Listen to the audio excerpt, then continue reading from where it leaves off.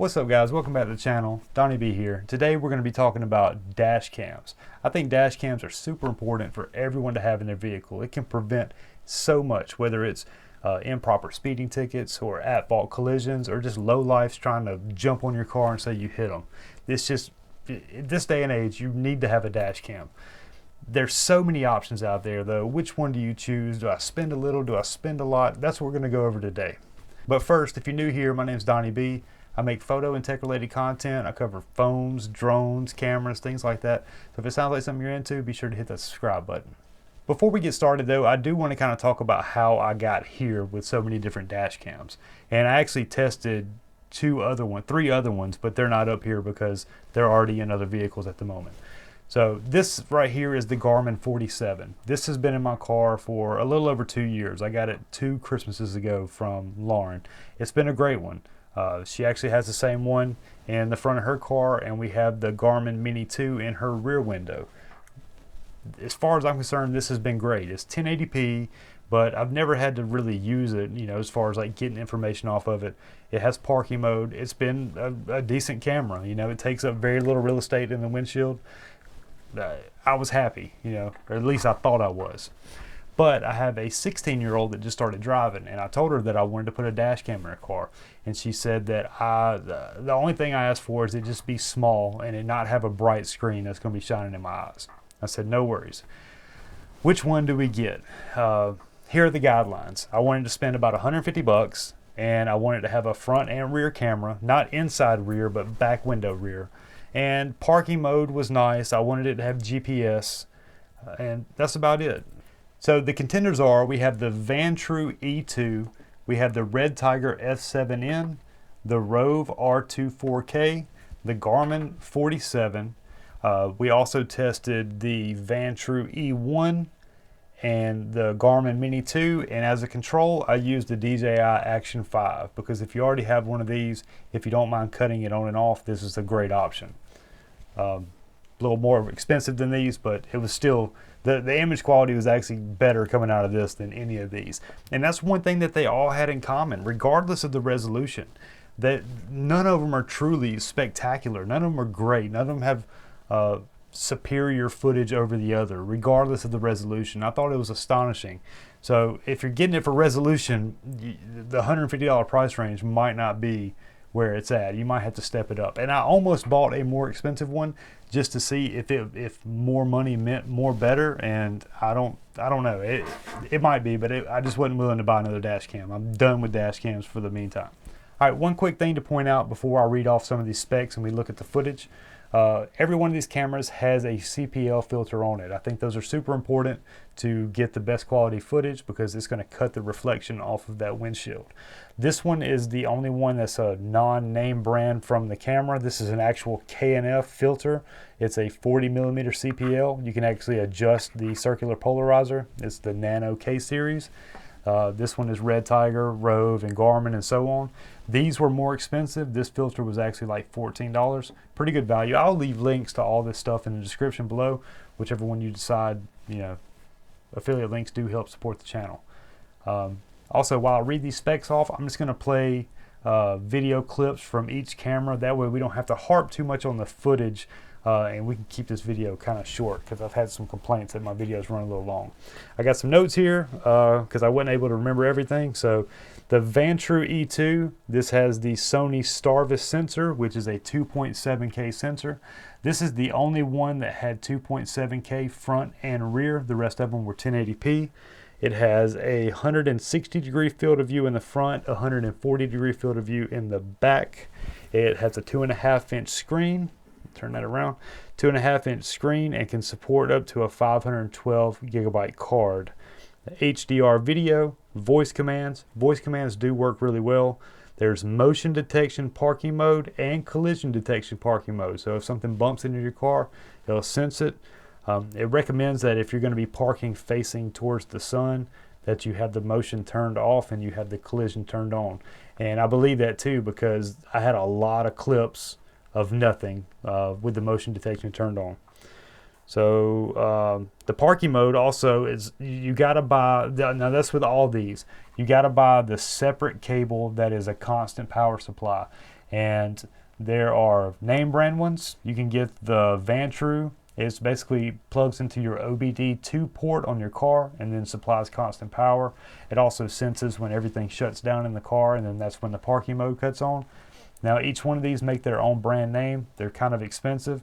This one was 30. The Garmin's was like $40, $45. But there are generic brands out there. So you can buy just OBD2 USB cables. Those work just fine. That's actually what I did, is I used that OBD2 to USB, and then I put a USB splitter to power all these off the same power source. And actually it didn't even draw my battery down. I really thought that was going to be an issue because I had 7 cameras pulling off the same battery all night long, and it actually worked pretty well. So next up is the Rove R2 4K, and it won't stand up on its own. This is the Sony Starvis 2 sensor, and they claim that it has super night vision. It's 4K front, 1080p rear, 150 degree front field of view, 140 rear. It also has motion detection parking mode with an optional constant power supply cable. The parking mode has 3 options. It can do 1 frame per second time lapse. It can do motion or collision. Also, if an event happens with the Rove, it will.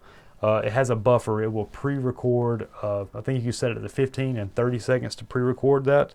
And this one can hold up to a 1 terabyte card. Also, the Rove came with a 128 gig card in the box, which is nice. I had to buy, for the Vantrue, I had to buy one. All right, next up we have the Redtiger F7N T. That T stands for touchscreen. It's the only one out of the bunch that actually has a touchscreen. I really like this camera.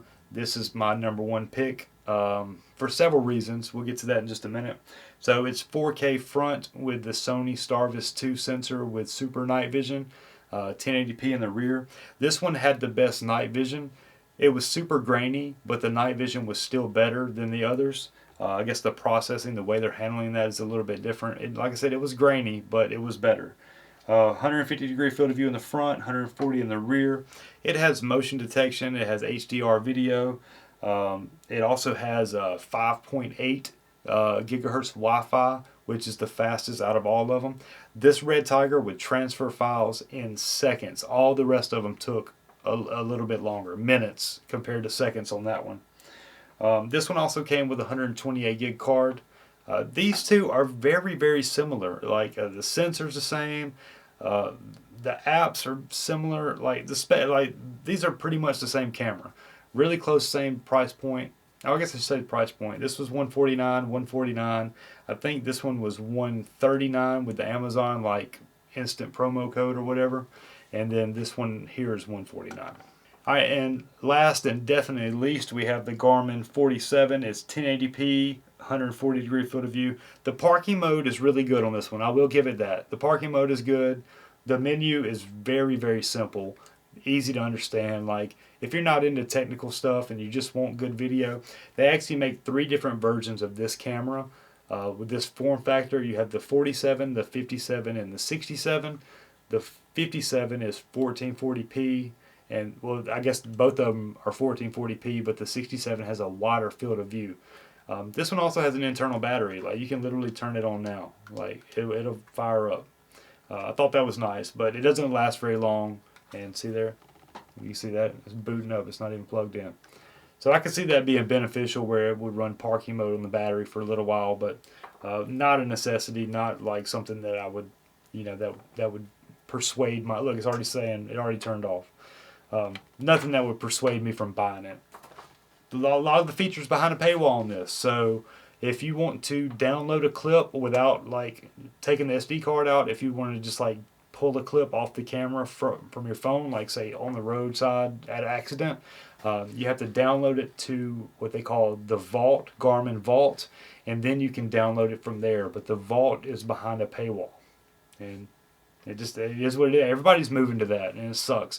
And it's mostly like legacy companies that are doing it. It drives me crazy. I think it's time we can move away from these legacy companies and start trying out some of these other guys. There's just so many options. The Vantrue has so many options. Redtiger has a bunch of options. The main reason I went with this particular Vantrue is I like the fact that the base, this slides on the base, and the power cable goes into the base. So you can pull this off the window and not have to unplug anything. Well, I guess if you got the rear camera, it plugs into the top. But I actually like this one a lot. Like, I think that this might be the one that I end up keeping just because the rear camera is also 2.7K. But this one by far is my favorite. Just features and performance, price, all that together. I like this one a lot. But the rear camera is pretty bad. And that's a good segue to talk about the rear cameras. All right, now let's talk about the rear cameras. So this is the Rove and then this is the Redtiger. They're all pretty much identical. The Vantrue is actually still in my car. I do believe that's going to be the one that I keep. I'd rather have the 2.7K front and rear than have 4K front, 1080p rear, but I haven't really made up my mind yet. But they're pretty much all identical. Once you put the double-sided tape on there, this spins 360 degrees and you can mount it at any angle you need to. One thing to note with the Rove and the Vantrue, they are both USB-C to USB-C. The Redtiger was the only one that actually used a mini jack. And not only did it use a mini jack, you know, the small headphone jack, it also had this connector about, I don't know what, 18 inches away from the camera that it connects just like that. Now that is actually kind of hard to hide when you're just trying to use that tool to tuck it into your trim. It doesn't really affect image quality or anything like that. I mean, I didn't notice a difference, but still, that's something to consider, that it's a little bit tougher to hide that. Now, one thing to note with these rear cameras, this is a problem that I specifically had in my car. I didn't have this problem in Lauren's car, but I drive a sedan, a Cadillac, and it's got a subwoofer on the rear deck. And with my tinted windows, the subwoofer reflects pretty hard on that back window. And it picked up significantly with these cameras, like so much so that's really all you could see. And inside that reflection, you could see outside. One thing I did do to try to combat that is with a polarizer filter. Now, they don't make circular polarizers for these particular cameras. So what I did is I bought a sheet of polarizing film from K&F. And as you can see here, I basically just cut little squares off of it. It's peel and stick. And then I stuck it to the actual camera. Here, I'll show you. I just stuck it on there and then you peel it off. It didn't make a difference whatsoever. I tried mounting it all different ways. It didn't make any difference whatsoever. The reflections were just too bad. But like I said, that was just in my car with the window tint. We didn't have any problems in Lauren's Jeep. Now, one thing that I really do like that they included was these little static clings that if you have window tint and you don't want to damage that tint with a double-sided 3M tape, you can stick this to your window and then put the double-sided tape on this. That way it doesn't affect your window tint. I guess you can still use it if you don't have window tint, but you could always scrape that tape off with a razor blade or something. But this came in very, very useful. One last thing to cover before we get out of here is the app and user experience, like file management and the ability to pull clips off when you need it. I feel like if you're needing to get the clips off, you're probably in somewhat of a hurry or maybe a little frantic, just involved in a car accident, or you got a cop standing at your window accusing you of speeding or running a stop sign. That needs to be a seamless, painless, and very simple process. And by far, the Redtiger was the best at connecting to Wi-Fi, and the download speeds was the fastest. Simply just tap connect and it was connected like that. And the download speeds to download a 5-minute video clip took about 18 seconds on the 5.8 gigahertz Wi-Fi to my S24 Ultra. Now, results might vary depending on what device you use. If you're using an older phone, it might be a little slower, but to my phone, it was pretty quick. Now, the Vantrue, I would rate that at like number 2. It was still pretty quick to download, about a minute for that 5-minute clip. The connection was simple. The Rove, I had the hardest time connecting to that. It just sent you through a lot of prompts and hoops to jump through. Like you would hit Wi-Fi and then it would bring up all your Wi-Fi settings and you'd have to connect to the network and wait for that. It just was a few more hurdles to get to actual connecting than any of the others. The Garmin connects pretty quick. The problem with the Garmin is that when you download your clip, it wants to download it to what they call the Garmin Vault, which is their cloud storage. And then you download from the cloud. Well, the problem with that is you have to have a subscription to be able to download that footage. Now, if you're just wanting to download the footage from the SD card onto your computer, then I guess file management is somewhat of a big deal.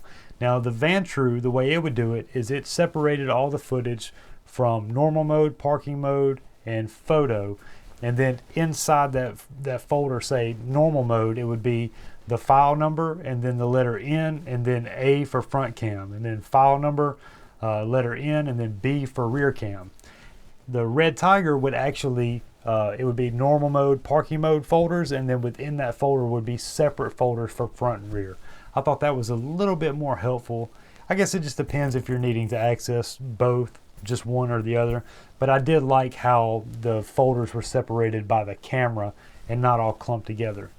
The Rove would just dump it all in one go, and then it would be separated by A and B. No, F and R. So it would be the file name and then F, and file name and R for rear, but it would all be under one folder of video. So Garmin, the thing with Garmin is kind of aggravating. When you dump it on your computer, there's two different files for the same video clip. So there's a MP4 that you could download to your computer, but there's also a .glv, which I think is Garmin Live Video. So whenever you're streaming it to your phone from the camera with a Wi-Fi connection, it's playing a completely different type of format than an MP4. So it's got two different file sizes, or two different file types per video clip. And then it also gives you several different folders. So it'd be saved, unsaved, photo, time-lapse, and so on. All right, so if I had to rate them 1 through 4, then the Redtiger is by far my favorite for several reasons. The quick to connect on the Wi-Fi, the download speeds, the file management, the touchscreen is huge. I mean, I really can't stress how much that touchscreen really helps the entire user experience. It might not sound like much, but trying to navigate these buttons is a little tricky. And when you got this just right above you and you're able to scroll through it, and it really is nice. I really do enjoy it. Plus, I like the GPS sensor being on the suction cup, and the fact that it is a suction cup. I didn't think I would like that, but I do kind of like the suction cup because now I can move it. I can transfer it to another car if I want to. It's just not stuck altogether. One thing that I really liked about the Vantrue is that the mount that sticks to your window, that's where the power cable goes into. So you can take this off without having to deal with cables. That was nice. The Rove, it's a good option. I do like the way the buttons are on the back versus the bottom or the side. So you don't have to try to look under it. You can just look directly at it, and it's all right there. But the lack of voice commands on the Rove really is kind of a downfall. The voice commands are really helpful. And it's actually funny because all the voice commands were the same for these three cameras. So if you'd say save video, they all three save. Or if you say turn off screen, they all three would turn off at the same time. Alright, well that's going to do it for this one. I really do appreciate each and every one of you. If you found this at all helpful, be sure to hit the like button. If you haven't already, consider subscribing. If I've influenced your decision in any way, whether good or bad, let me know in the comments. Is there a camera that I should have tested? What do you use? What do you recommend? Have you got good experiences with some? Maybe we'll do a round 2 with a whole different batch of cameras. I don't know. We'll see. Links to all these products in the description below. They are affiliate links. They help the channel directly. As always, take care of yourselves. You know you deserve it. I'm Donnie B, and we'll see you on the next one. Peace.